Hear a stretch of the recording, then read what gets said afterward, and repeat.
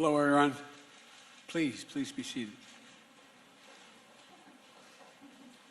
Today, I've been honored to welcome to the White House President Moon, and I got an opportunity to spend some private time with him as well as with our delegations. It's only the second head of state to visit and the White House since I've been president, and it's been a real joy. It's a reflection of how much we value the 70-year alliance with the Republic of Korea and how essential we know the relations is to the United States, the future of the Indo-Pacific region, and quite frankly to the world. Today has been particularly special because this afternoon, in addition to our bilateral meetings, President Moon participated in a ceremony right in this room that awarding the Medal of Honor to a veteran of the Korean War, a true American hero, Colonel Ralph Puckett, Jr. And I want to thank you again, Mr. President, for joining us. It was special. I don't know that there's ever been an award of the Medal of Honor with the head of state of the country where the award was won. It meant a great deal to me and to the family and to our country. But today not only been an affirmation of our shared history of sacrifice that binds the Republic of Korea and the United States together, it's a commitment to expanding cooperation and shaping our shared future in accordance with our democratic values that have made our nation strong and agile and highly competitive in the 21st century's economies. The Republic of Korea and the United States are both nations built on innovation, and we must both meet the challenges facing us today and look to what is possible for tomorrow. Our partnership is grounded on our ironclad commitment to shared security. Our alliance has long been the linchpin of peace, security, prosperity, and the region growing more prominent and us being together. I was grateful that our two nations were able to quickly conclude a new cost-sharing agreement for forces in Korea in March, which will benefit both our peoples. And I thank again the President for that agreement.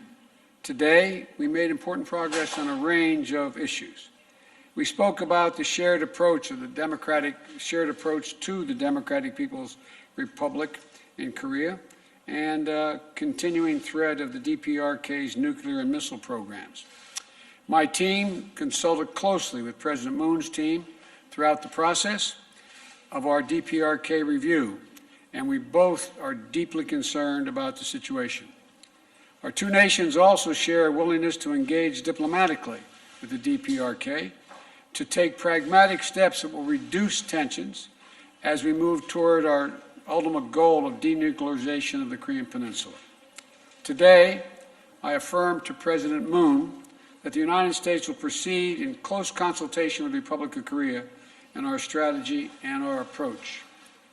And to help drive all these efforts, I'm pleased to announce that Ambassador Sung Kim, a career diplomat and with deep policy expertise, will serve as the U.S. Special Envoy for the DPRK. Ambassador Kim, you're here somewhere today. Stand up, will you?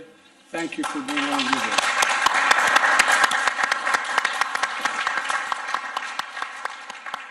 Thank you for taking on this important role. We appreciate it very much. The U.S.-ROK partnership also extends beyond the goals of the peninsula. We address issues of regional and global concern through stronger cooperation with partners in the region, including the ASEAN, the Quad, and trilateral cooperation with Japan. The multilateral cooperation is particularly important to coordinate an approach to the situation that exists in Burma as we work to pressure the junta to restore democracy for the people of Burma, and to address issues critical to regional stability, such as maintaining freedom of navigation in the South China Sea and preserving peace and stability across the Taiwan Straits.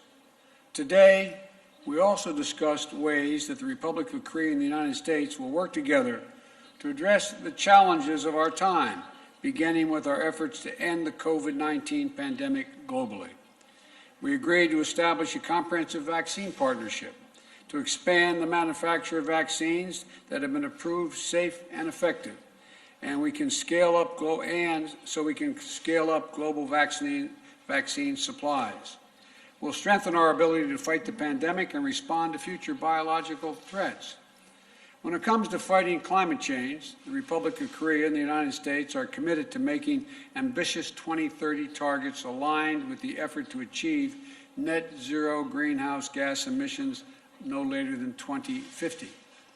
And we're going to work together both to mobilize climate finance for developing countries and to make sure that international financing is aligned to promote our climate goals.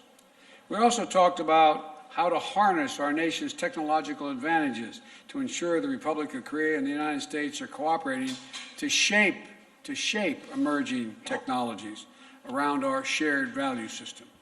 This includes everything from strengthening our cybersecurity to deepening our cooperation to build out an open, secure G5 network, or 5G network, I should say. I'm talking about the G5, it's another organization. I'm thinking organization, Mr. President, to secure the 5G networks. And I'm particularly gratified that so many leading South Korean companies see the benefits of investing in the United States, including this morning's announcement of more than $25 billion in new investments from Samsung, Hyundai, SK, and LG. I understand the executives of those companies here. Would you please stand up?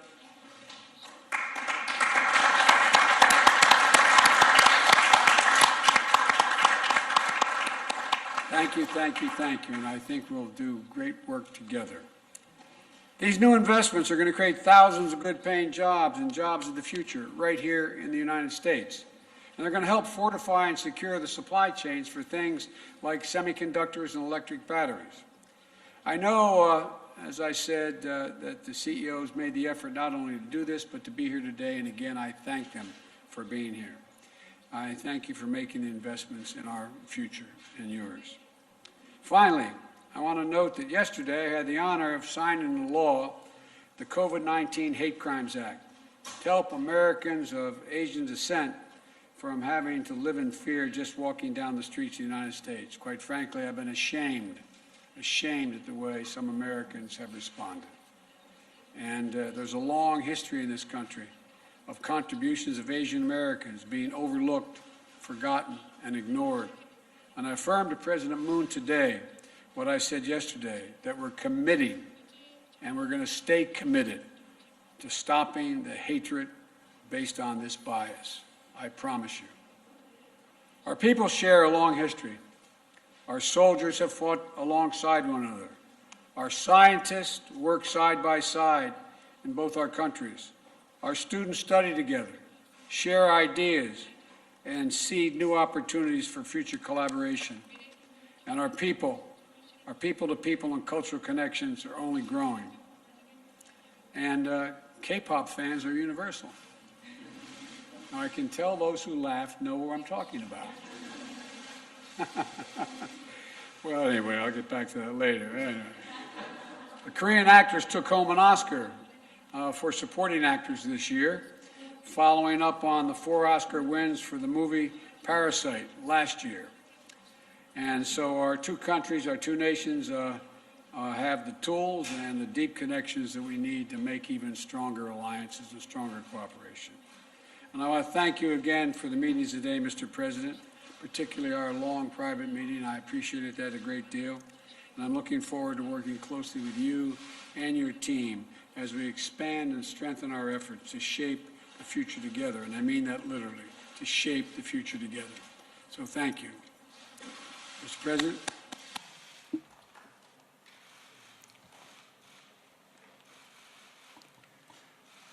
바이든 대통령님과 Honorable 해리스 President Biden, 부통령님, Madam Vice President, 특별한 환대에 깊이 I extend my 감사드립니다. deepest gratitude to you for your 오늘 special 한미 hospitality and 정상과 welcome. 대표단이 눈을 Today, 마주하고 leaders and delegates of 대화를 Korea 나누면서 and the United States 양국 met each other's 국민들께 eye and had a 코로나 dialogue. 회복의 For the peoples of 희망과 our two 함께 nations, this will 수교 give them hope for 139년을 recovery from 뜻깊은 COVID-19, 선물이 될 것이라 as well as a meaningful 생각합니다. gift for celebrating the 139th 바이든 anniversary 대통령과 of our diplomatic 나는 relations. 한국전 참전 용사 명예훈장 수여식 President Biden and I had an awarding ceremony for the Medal of Honor to the Korean War veteran, one-on-one meeting, as well as an expanded summit. For many hours together, we've had a very frank dialogue like old friends. As regards the promotion of democracy, inclusive growth, the strengthening of the middle class, climate change response, as well as many other areas, two of us were able to see for ourselves that we had common interests and commitments. In particular, we reaffirmed the strength of the ROK-US alliance and confirmed the common vision for developing it into an even stronger one. During my visit this time, the trust that has been built up between President Biden and I will foster deeper friendship between our two peoples and lay a firm foundation that will undergird the sustainable development of the ROK-US alliance, and I say this with confidence. The most urgent common task that our two countries must undertake is achieving complete denuclearization and permanent peace on the Korean Peninsula. Recently, the Biden administration concluded its DPRK policy review, building on past agreements, including the Singapore Joint Statement, while taking a calibrated and practical approach to seeking diplomacy with North Korea, is indeed a welcome direction of the Biden administration's North Korea policy. During the course of the review, our two countries closely coordinated with each other in lockstep, which I note with much appreciation. Moreover, I welcome President Biden's appointment of Ambassador Sung Kim as Special Representative for North Korea policy. This reflects the firm commitment of the U.S. for exploring diplomacy and its readiness for dialogue with North Korea. I have high expectations, all the more as such a man of high caliber with expertise in the Korean Peninsula issues has been appointed. President Biden and I discussed the dialogues based on commitments made between the two Koreas and between the U.S. and North Korea are essential for making a peaceful Korean Peninsula. This is the belief that we were able to reaffirm. Moreover, President Biden also expressed his support for the inter-Korean dialogue and cooperation. Under close cooperation with the U.S., we will work to facilitate progress in inter-Korean relations so as to achieve a virtuous cycle with U.S. DPRK dialogue. Moving forward as well, Korea and the United States will continue close communication while exploring our North Korea approach through dialogue and diplomacy. On that, I expect a positive response from North Korea. When strong security is firmly in place, we can preserve and make peace. Two of us agreed to further reinforce our combined defense posture and reaffirmed our commitment to a conditions-based transition of wartime operational control. It is also with pleasure that I deliver the news on the termination of the revised missile guidelines. The signing of ROK-US Special Measures Agreement on burden sharing in the early days of the Biden administration displays for the world the robustness of our alliance as a symbolic and practical measure. Today at the summit, President Biden and I decided to expand our cooperation in new emerging areas that are relevant for the changing times and landscape. First, to surmount COVID-19, our most urgent task, we pledge to pool our strength together.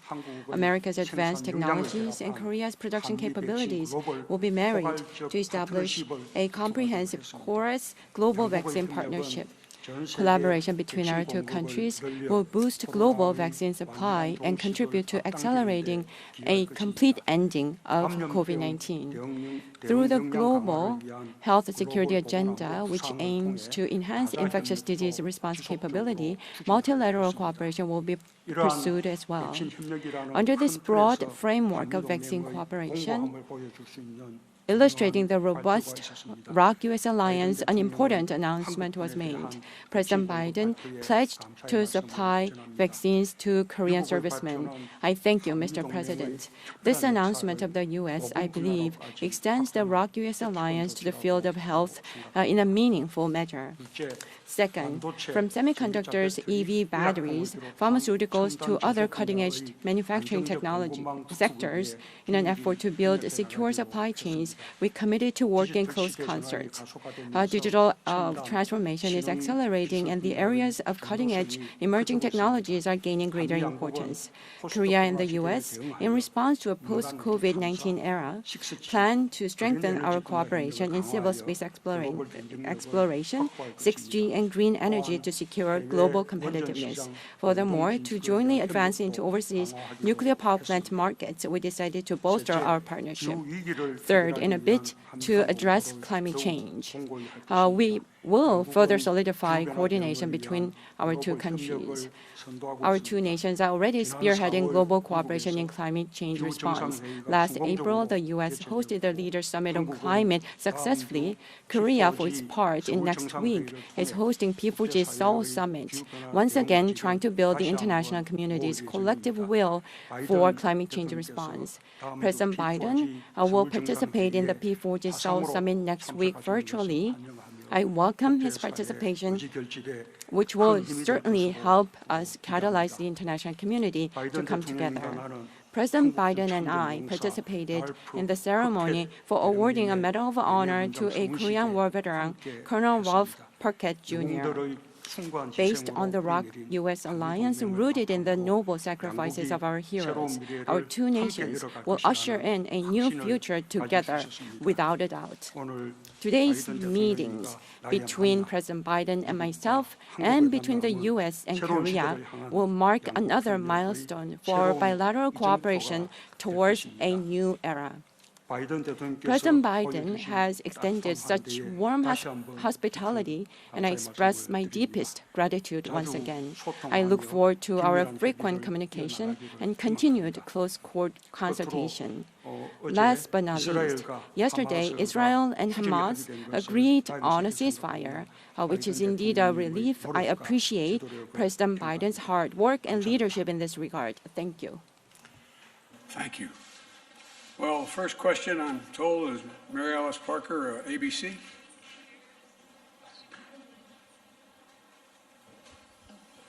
Thank you, Mr. President. I appreciate it.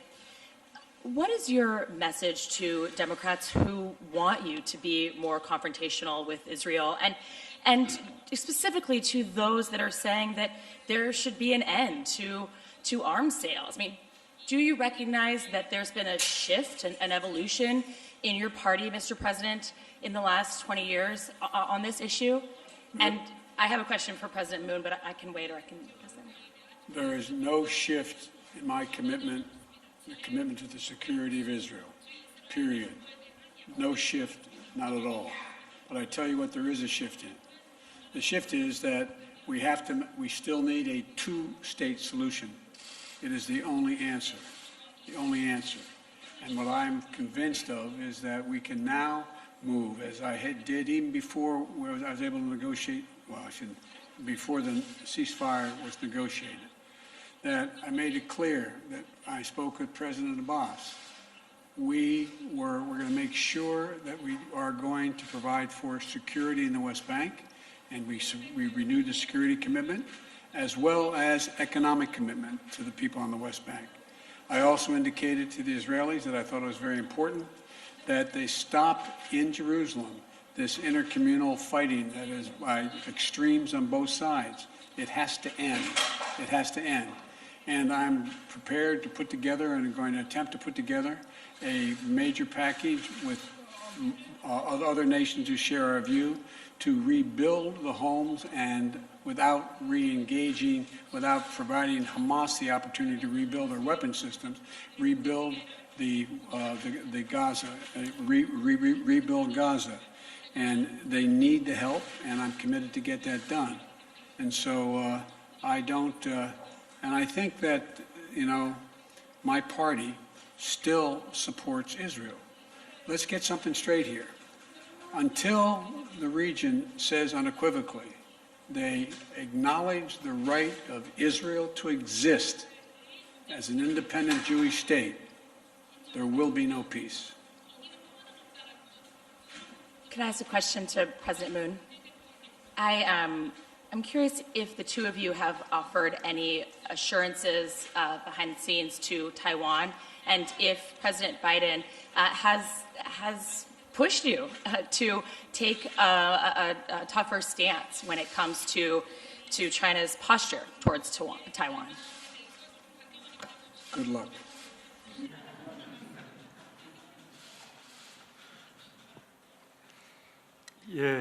다행스럽게도 Well, fortunately, 압박 there wasn't such pressure.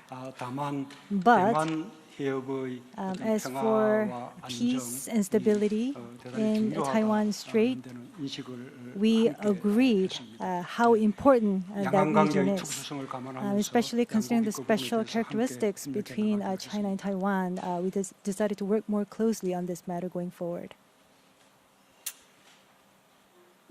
You can answer. 우리 한국 기자 So we have a question 예, from a Korean 앞쪽에 journalist over here. Yes. 왼쪽에 두 번째. Two from the left.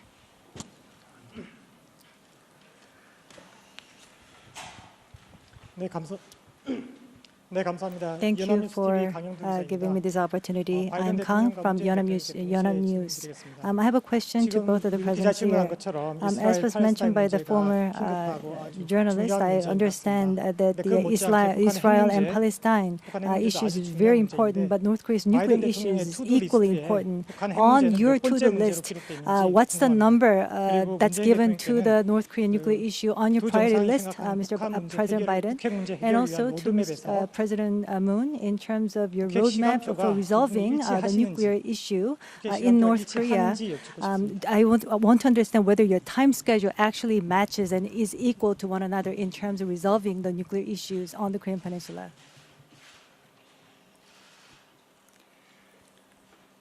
우선 So, 바이든 to begin, 신행정부에서 under the new Biden administration, 대북 정책을 the 굉장히 DPRK 빠르게 policy 재검토를 마무리했다는 review 것입니다. has been completed in a rather fast period of time. That means that the Biden administration puts a priority on its North Korea policy among its diplomatic tasks. And also in terms of reviewing its DPRK policy, there was a very close coordination as well as consultations between the United States and the Republic of Korea. So the principle of the negotiations towards North Korea has already been announced by the U.S. government.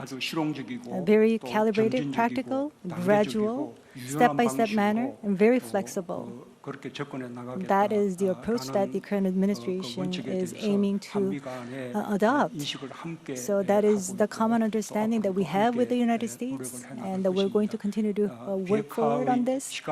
And in terms of the timeline for the denuclearization of the Korean Peninsula, there aren't any differences in terms of how we think about this. No differences in terms of our opinions. I agree with what the President just said. Our goal is and remains complete denuclearization of the Korean Peninsula. We want to make practical progress and increase security in the United States for the United States and our allies. You know, we closely studied what others have tried and what worked and what hasn't worked. And, you know, we're under no illusions how difficult this is, none whatsoever. And the past 4 administrations have not achieved the objective. It's an incredibly difficult objective. As we move forward, we're going to stay in very close coordination with our friends and our partners in the region, including President Moon. And we fully recognize that this is about our collective security in the Indo-Pacific region. And so but total denuclearization is our objective and remains so.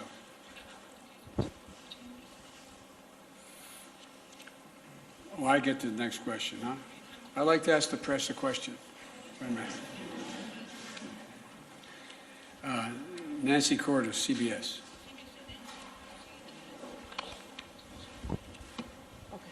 Thank you very much, Mr. President. I have one question about North Korea and one question about Israel. We've changed this one question thing, haven't we? 2 foreign policy questions. You have said in the past that you would not meet with Kim Jong-un, the leader of North Korea, without certain preconditions. Yes. What are those preconditions, and do you believe he would ever be able to meet them? Well, what I never do is I never make a judgment what a man or woman is going to do or not do based on what they said.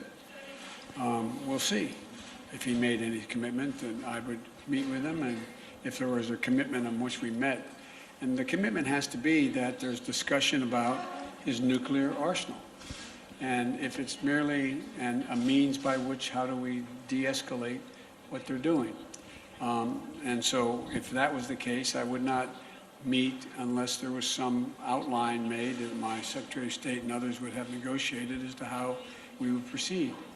But what I would not do is I would not do what had been done in the recent past. I would not give him all that he's looking for as international recognition as legitimate and give them what allowed him to move in the direction of appearing to be more, how can I say it, more serious about what he wasn't at all serious about.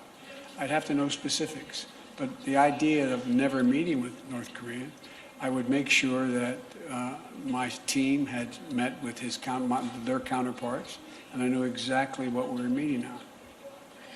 And then in the wake of all of your conversations this week, what is your relationship like now with Israeli Prime Minister Benjamin Netanyahu? Do you have certain expectations that he will bolster the rights of the Palestinian people in some way? And if so, did you convey that to him in your conversations? One of the reasons why we're able to get the ceasefire in 11 days, they didn't do what other people have done. I don't talk about what I tell people in private. I don't talk about what we negotiate in private. What I can assure you, though, is that the last time it took 56 days and then 6 months to get a ceasefire. I'm praying this ceasefire will hold. I take Bibi Netanyahu when he gives me his word. I take him at his word. He's never broken his word to me. But what I've made clear is that it's essential.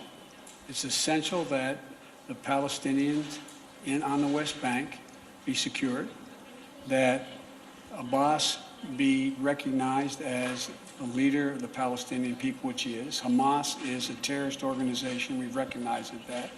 But that doesn't mean we should not be in Gaza, rebuilding Gaza for all those innocent people who, in fact, have been hurt and have been collateral damage, including loss of homes and a whole range of other things, as well as insisting that Israeli citizens, whether it be Arab or Jew, are treated equally. Israeli citizens, and that's what was going on in Jerusalem, and so that has to come to an end. And Bibi, the Prime Minister, knows my views, but the commitment that was given was immediately kept. From the very beginning, I told him what our objective was, that there needed to be a ceasefire, and he, in fact, kept his commitment in the time frame in which he said he would do it. Thank you. And by the way, I wasn't the only one that spoke to him.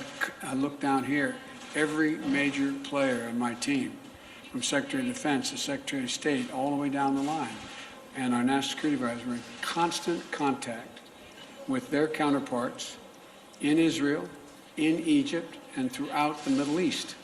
This was not something that was just done with a casual conversation between myself and Bibi. I have presumptuous of me to say this, Mr. President, but I think I've got a great team.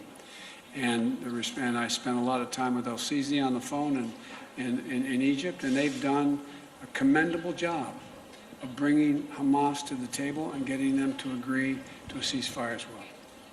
Thank you. Is that it? 우리 I think 한국 there's one more question over here. 예, 우리 여성 기자 A lady, 손 들지 않습니까? all ladies do not raise their hands. 아니 우리 한국은 여성 기자들이 없나요? Do we not have female journalists from Korea?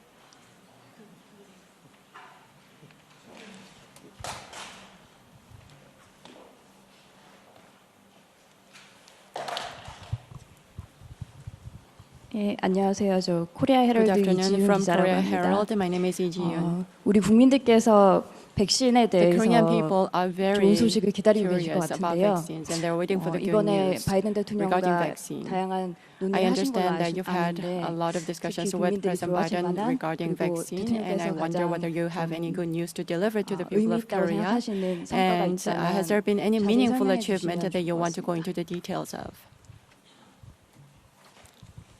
예, 그 백신 Yes. 그 협력에 Regarding 대해서는 vaccine cooperation, 오늘 공동 성명과 You can read the joint statement and also the remarks that were issued as press release today. But to emphasize it once again, between the U.S. and Korea, for vaccine cooperation, there will be a comprehensive partnership to be established between our two nations, and there has been an agreement between our two sides on that. The U.S. has the ability to develop vaccines, and Korean companies have the capacity to produce a biomedicine. And we are going to combine those capabilities so that we can boost vaccine supply, so that we can accelerate the rollout of vaccines to the entire world, especially in the Indo-Pacific region. For supplying vaccines to that region, I believe that we'll be able to make a contribution in that regard. And in that process, Korea, in my opinion, will get some help in stabilizing our vaccine supply. And at the same time, for the sake of the ROC-US alliance, President Biden decided to provide vaccines to the servicemen in Korea. As soon as the U.S. is ready, I understand there will be an announcement to be made by the U.S. side. By the way, I can just prematurely make that. Now, there are 550,000 Korean soldiers, sailors, airmen who work in close contact with American forces in Korea. We'll provide full vaccinations for all 550,000 of those Korean forces engaging with American forces on a regular basis, both for their sake as well as the sake of the American forces. In addition to that, we've talked about the ability to have vaccines produced with our working with, and this is in the offing, working with one of the major vaccine producers in the United States, and where Korea is incredibly sophisticated, and with the help of that particular company will be able to make significant numbers of vaccines for themselves. And lastly, it is my hope and expectation, I cannot commit to it because we don't know for certain, but we think that over the remainder of 2021, we're going to be able to vaccinate every American. We have enough vaccine to vaccinate every American, period, right now. And we're going to be able to do that by the midsummer, and we're going to continue to get more people to engage in seeking the vaccine. I don't believe, I never have believed, that there's a large percentage of Americans who will not take the vaccine. And we're doing very imaginative things, and states are, to get people to show up and have the vaccine. But we believe that between the second half of 2021 and going in through 2022, we could produce as many as another 1 billion doses of vaccine. Because it's not just, and this is what I like about this president, he's not just talking about any more than I'm just talking about the United States or just Korea. He's talking about the Indo-Pacific. He's talking about the world. We, with advanced capabilities, have an obligation to do everything we can to provide for protection of the entire world. I know that is an awfully ambitious proposal, but I think the nations that have that capacity are going to be continuing to work toward getting that done. And so, thank you. If you're not asking me a mean one like you usually do. It's something interesting, I think, that has not come up. President Obama says that there is footage and records of objects in the skies, these unidentified aerial phenomenon, and he says we don't know exactly what they are.